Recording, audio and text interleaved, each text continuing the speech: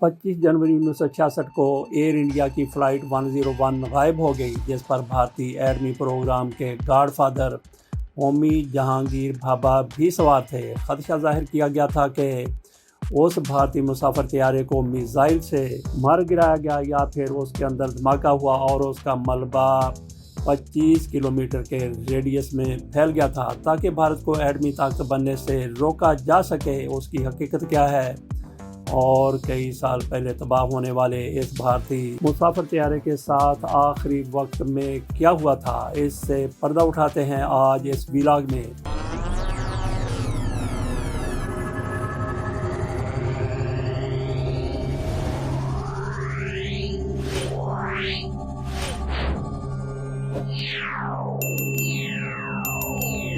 Air India flight 101 ने 24 जनवरी 1966 को मुंबई से टेक ऑफ किया तो उसकी मंजिल लंदन थी। बोइंग 707 जहाज़ ने 3 स्टॉप ओवर्स के बाद लंदन के हेथरो एयरपोर्ट पर लैंड करना था। उस जहाज़ पर हमले के 11 अफराद और 106 मुसाफिर सवार थे। जहाज़ ने शेड्यूल के मुताबिक दिल्ली में पहला स्टॉप ओवर किया।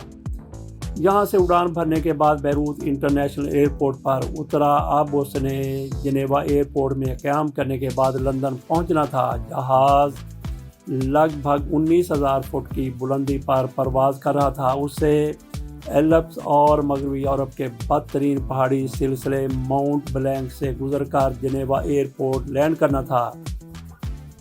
अगरचे ये जहाज़ नया था और 1961 में ही तैयार हुआ था, मगर इसका radar communication VHF very high frequency omni direction range काम नहीं कर रहा था, जो दरअसल हवाई जहाज़ का रेडियो नेविगेशन सिस्टम होता है। ग्राउंड स्टेशन से एंटेना के जरिए ट्रांसमीटर सिग्नल भेजता है। जब VOR रिसीवर ये सिग्नल वसूल करता है तो पता चलता है कि जहाज़ की लोकेशन क्या है। क्योंकि एयर इंडिया की फ़्लाइट 101 का VOR सही काम नहीं कर रहा था, इसलिए जिनेवा का एयर ट्रैफिक कंट्रोल टावर मुसलसल राब्ते में था और जहाज़ के पायलट को उसकी लोकेशन से मुतल्लिक आगाह कर रहा था। बोइंग 707 के पायलट ने एयर ट्रैफिक कंट्रोल को बताया कि वो मोड ब्लैंक को अबूर कर चुके हैं और अब लैंडिंग के लिए डिसेंट पोजीशन में आ चुके हैं, यानी जहाज़ की बुलंदी कम करना शुरू करेंगे। एयर ट्रैफिक कंट्रोल ने तस्दीक की कि अभी आप मोड ब्लैंक के बुलंदोबाला पहाड़ी सिलसिले से बाहर नहीं निकले। पायलट ने कहा राजर, यानी कि ठीक है, मगर फिर जहाज़ की बुलंदी कम होना शुरू हो गई। 19,000 बुलंदी से 15,000 फुट की बुलंदी पर आने के बाद जहाज़ एयर ट्रैफिक कंट्रोल से राब्ते में न रहा। राब्ता मुनक़ता हो गया। जहाज़ से बार बार राब्ता करने की कोशिश की गई लेकिन कामयाबी न हो सकी और मुकर्ररा वक्त पर जहाज़ ने जिनेवा में लैंड ना किया तो उसे तलाश करने का काम शुरू कर दिया गया। दिक्कत ये थी कि मौसम ख़राब था, बर्फ़बारी हो रही थी। अमूदी चढ़ाई वाले इस पहाड़ी सिलसिले की बर्फ़ानी चोटियों तक पहुंचना महल नज़र था। हेलीकॉप्टरों के ज़रिए मलबा ढूंढने की कोशिश की गई और फिर जल्द ही इस रेस्क्यू एंड सर्च ऑपरेशन को ख़त्म कर दिया गया। बाद अज़ां जो रिपोर्ट सामने आई उससे मालूम हुआ कि एयर इंडिया फ़्लाइट 101 पायलट की गलती के बायस तबाह हुई। पायलट को यकीन था कि मोड ब्लैंक का पहाड़ी सिलसिला अबूर कर चुके हैं। एयर ट्रैफिक कंट्रोलर ने तस्दीक करने की कोशिश की, मगर पायलट ये बात समझने से कसर रहा। लिहाजा उसने जहाज़ के एल्टीट्यूड को कम करना शुरू कर दिया। 15,000 फुट की बुलंदी पर जहाज़ के पहाड़ से टकराने से चंद लम्हे कबल पायलट को अपनी गलती का एहसास हुआ, मगर तब तक बहुत देर हो चुकी थी। जहाज़ पहाड़ से टकराकर पाश हो गया। ये एक तस्वर है, ये एक थ्योरी है, ये एक राय है, या ये रिपोर्ट में कहा गया है। इससे पहले कि रेस्क्यू टीमें मलबे को तलाश कर पाती, बर्फ़ की सफ़ेद चादर ने उसे अपनी आगोश में ले लिया। उस इलाके में बतौर गाइड काम करने वाले फ्रांसीसी शहरी ग्राड डेविसेक्स, जो जाए हादसा पर पहुंचने वाले पहले शख्स थे, उन्होंने बताया कि महज 50 फुट का फासला जानलेवा साबित हुआ। अगर भारतीय हवाई जहाज़ की बुलंदी 15 मीटर या 50 फुट से ज़्यादा होती तो पहाड़ की चोटी से टकरा कर तबाह होने की बजाय यहाँ से बासानी गुजर जाता।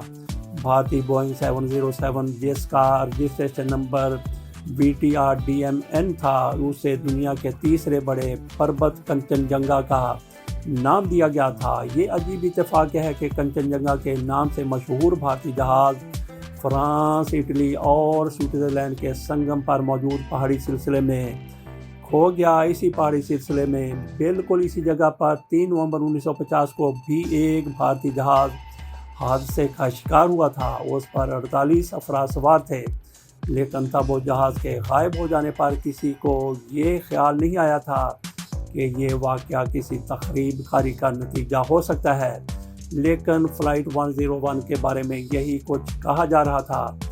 24 جنوری 1966 کو کھو جانے والے بھارتی مسافر جہاز میں اٹامک انرجی کمیشن کے سربراہ اور جوہری پروگرام کے گاڈ فادر ہومی جہانگیر بھابھا سوار نہ ہوتے تو شاید اتنی زیادہ سازشی تھیوریاں تصورات جنم نہ لیتے۔ جہانگیر بھابھا کو شیڈول کے مطابق کسی اور فلائٹ سے جانا تھا، لیکن اچانک انہوں نے وقت سے پہلے ہی جانے کا فیصلہ کر لیا۔ ان کے چھوٹے بھائی جے بھابھا بتاتے ہیں کہ میری والدہ کو اس بات کا بہت غم تھا۔ انہوں نے اپنے طے شدہ شیڈول سے پہلے جو پرواز لی وہ کریش ہو گئی۔ ہومی جہانگیر بھابھا، جن کے بارے میں کہا جاتا ہے کہ وہ تقسیم ہند سے پہلے ہی ایٹمی طاقت حاصل کرنے کا منصوبہ بنا چکے تھے اور اس منصوبے پر پروجیکٹ پر وہ کام کر رہے تھے، انہوں نے اس حادثے سے 3 ماہ پہلے ہی ریڈیو پر تقریر کرتے ہوئے یہ اعلان کیا تھا کہ بھارت 18 ماہ میں ایٹمی طاقت بن سکتا ہے۔ اس سے پہلے بھی وہ کئی فورم پر اپنے خیالات کا اور ارادوں کا برملا اظہار کر چکے تھے۔ کچھ عرصہ قبل جب جنیوا میں 70 ممالک سے تعلق رکھنے والے 1600 سائنسدان جمع ہوئے، اس کانفرنس کی صدارت کرتے ہوئے ہومی جہانگیر بھابھا نے کوئی لگی لپی رکھے بغیر اپنے ارادے ظاہر کر دیے تھے۔ ان کی اچانک موت سے ان مقاصد میں تاخیر ضرور ہوئی، لیکن انڈیا بالآخر چند برسوں میں ہی جوہری صلاحیت حاصل کرنے میں کامیاب ہو گیا تھا۔ جہانگیر بھابھا بمبئی کے ایک امیر اور مغربی طور طریقوں والے پارسی خاندان میں پیدا ہوئے۔ اس خاندان کا تعلق ملک کے مشہور صنعت کار خاندان ٹاٹا سے تھا۔ ان کے قریبی رشتہ داروں کے مطابق وہ بچپن ہی سے کافی متجسس طبیعت کے مالک تھے۔ پہلی جنگ عظیم کے دوران جہانگیر بھابھا نے پیراشوٹ کے بارے میں سنا۔ وہ اس وقت صرف 6 یا 7 سال کے تھے، مگر وہ بضد ہوئے کہ وہ پیراشوٹ کو آزما کر دیکھیں گے۔ ان کے ایک رشتہ دار کے مطابق ایک دفعہ وہ اور رستم، ان کا کزن جو عمر میں بھابھا سے بھی چند ماہ چھوٹے تھے، 2 چھتریاں لے کر اپنے گھر کی چھت کے اوپر چلے جاتے ہیں۔ پہلی منزل کی بالکونی پر چھلانگ لگانے کے لیے کھڑے ہو گئے۔ اتفاق سے ان کے بڑے کزن دنشا نے یہ سب کچھ دیکھ لیا اور انہیں واپس کھینچا۔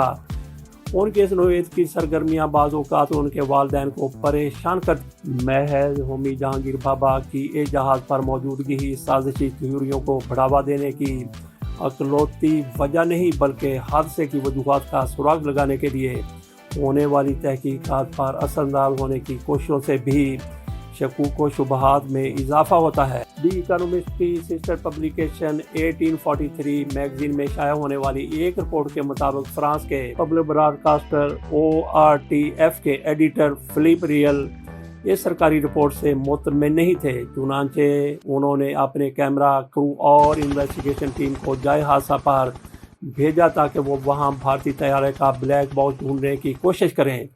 اٹلی کی طرف سے اس پہاڑی سلسلے موڑ بلینک پہنچنے والی صحافی ٹیم کے آنے پر 2 ایسے واقعات رونما ہوئے کہ سازشی تھیوریاں حقیقت محسوس ہونے لگی۔ سب سے پہلے تو اس بات نے سب کو چونکا دیا کہ فرانس کے اس وقت کے وزیر داخلہ نے ORTF کے سربراہ کو ٹیلی فون کر کے کہا کہ اس انویسٹیگیشن ٹیم کو فوری طور پر واپس بلائیں۔ یہ بات ذات خود بہت حیران کر دینے والی تھی کہ فرانسیسی حکام اس معاملے کو دبانا کیوں چاہتے ہیں، لیکن واپسی کے احکامات ملنے سے پہلے ہی 2 ایسے ناقابل تردید شواہد انویسٹیگیشن ٹیم کے ہاتھ لگ چکے تھے جو کہانی کو ایک نیا ٹویسٹ دینے کے لیے کافی تھے۔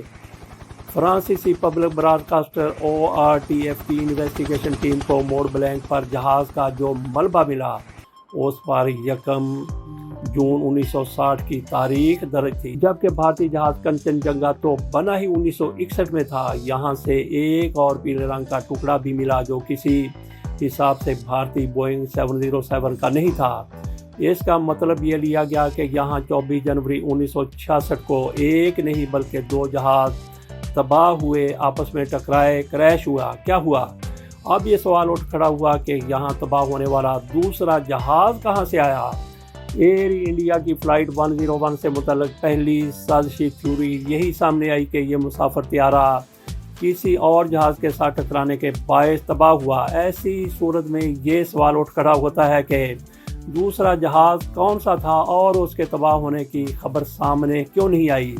इसका जवाब ये दिया गया कि उन दिनों इटली के जहाज़ उस इलाके में जासूसी परवाज़ें किया करते थे और मोंट ब्लैंक के ऊपर सफ़र करते हुए यहाँ मौजूद फ्रांसीसी फौजी तनसीबात की तस्वीरें बनाना उनका मिशन हुआ करता था। इस मकसद के लिए स्टार फाइटर जंगी जहाज़ इस्तेमाल किए जाते। यह इतालवी जंगी जहाज़ अपने ट्रांसपॉन्डर को ऑफ कर दिया करते थे ताकि उनका सुराग ना लगाया जा सके। यही वजह है कि इस रोज़ इटली का जंगी जहाज़ F-10 और जी स्टार फाइटर जेट भारतीय बोइंग 707 की नज़रों से उलझ रहा और दोनों आपस में टकरा गए। फ्रांसीसी बिजनेसमैन और मुहिम जूझ जैन डेनियल रोशे वो शख्स है जिसने भारतीय मुसाफिर त्यारे के पुरअसरार हादसे का इशू जिंदा रखा। सच का सुराग लगाने और हकीकत पाने के लिए जुस्तजू में जैन डेनियल रोशे ने यहाँ कई सर्च ऑपरेशन की और भारतीय त्यारे के मलबे से कई अशिया बरामद की। मिसाल के तौर पर इसे बोइंग 707 के सीट बेल्ट मिले, कॉकपिट की थ्रॉटल मिली, एक पिस्टल और एक कैमरा बरामद हुआ और फिर उसे भारतीय मुसाफिर त्यारे बोइंग 707 जेट का इंजन भी मिल गया जिसे इसने हेलीकॉप्टर के जरिए यहाँ से एयर लिफ्ट किया।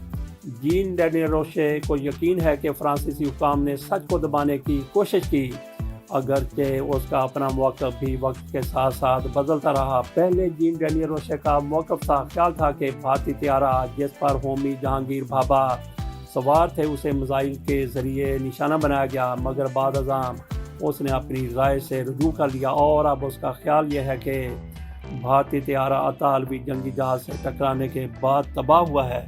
हुकूमती सतह पर तो सच का खोज लगाने की कोई मौसर कोशिश न की गई, मगर ग्लोबल वार्मिंग ने भांडा फोड़ दिया। जब आलमी हिद्दत के बायस यहाँ ग्लेशियर पिघलने लगा तो उसकी आगोश में मौजूद मलबा बाहर आना शुरू हो गया। कई बार यहाँ इंसानों की बाकियात और जिस्म के मुख्तलिफ टुकड़े मिले। जहाज़ का लैंडिंग गियर मिला, एक डिप्लोमेट बैग मिला जिस पर लिखा था on India government service diplomat mail ministry of external affairs. इसके अलावा यहाँ से नेशनल हेराल्ड, द हिंदू और स्टेटमैन अखबार के पुराने शुमारे बरामद हुए जो बिल्कुल सही सलामत थे। 1966 के इन पुराने अखबारात में वाज़ेह तौर पर देखा जा सकता है कि इंदिरा गांधी के मुरारजी देसाई को शिकस्त देकर वज़ीर-ए-आज़म बन जाने की खबर को शह सुर्खी के साथ शाया किया गया था।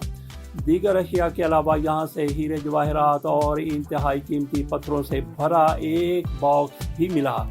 उसमें कम से कम $1,59,000 मारियत के जवाहरात थे। ये भी कहा जाता रहा कि भारतीय मुसाफिर त्यारे की तबाही में अमेरिकी खुफिया इदारे CIA का हाथ है। इस हवाले से 2017 में भारतीय अखबार टाइम्स ऑफ इंडिया में एक खबर शाया हुई जिसमें एक गैर मुल्की सहाफ़ी ग्रेगोरी डगलस की CIA एहलकार रॉबर्ट डी क्राउली से होने वाली गुफ्तगू के हवाले से दावा किया गया कि उस त्यारे को अमेरिकी खुफिया इदारे ने तबाह किया। भारतीय अखबार टाइम्स ऑफ इंडिया में शाया होने वाली रिपोर्ट के मुताबिक होमी जहांगीर भाभा को ख़त्म करने के लिए एयर इंडिया की फ़्लाइट 101 के कार्गो सेक्शन में रखे गए बम के ज़रिए तबाह किया गया।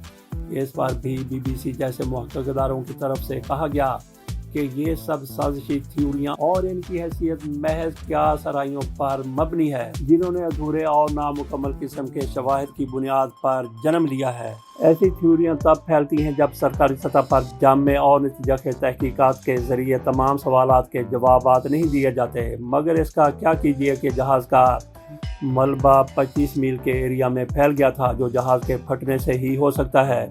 हैरान कौन तौर पर यह मलबा मकामी लोगों और सयाहों को आज भी मिल रहा है। दूसरी 1950 में करीब ही क्रैश होने वाली इंडियन जहाज़ का मलबा एक ही जगह पाया गया था। ایئر انڈیا کی فلائٹ 101 کے ساتھ بلینک ماؤنٹ کے پہاڑی سلسلے میں کیا ہوا، یہ راز شاید کبھی معلوم نہ ہو سکے، اور یہی اس بات کا سب سے بڑا مضبوط جواز ہے کہ بھارتی مسافر طیارے کے ساتھ کوئی انہونی ضرور ہوئی ہے۔ یہ کہانی تھی انڈین ایئر لائنز کے جہاز بوئنگ 707 کی پرواز 101 کی۔ انڈین ایئر لائنز کی ایک اور فلائٹ 101 ہی کو سنگین اور سنسنیخیز صورتحال کا سامنا کرنا پڑا تھا۔ یہ جہاز تھا 777 بوئنگ 300 جو انڈیا سے پاکستان اور دیگر ممالک سے ہوتا ہوا امریکہ جا رہا تھا۔ یہ امریکہ میں اس ایئرپورٹ پر تو پہنچ گیا مگر موسم کی بے رحمی کی وجہ سے لینڈ نہ کر سکا۔ وہ جہاز اور مسافروں کے ساتھ کیا ہوا، اگلی ویڈیو میں واچ کیجیے۔ اس کے ساتھ اجازت دیجیے، اللہ حافظ۔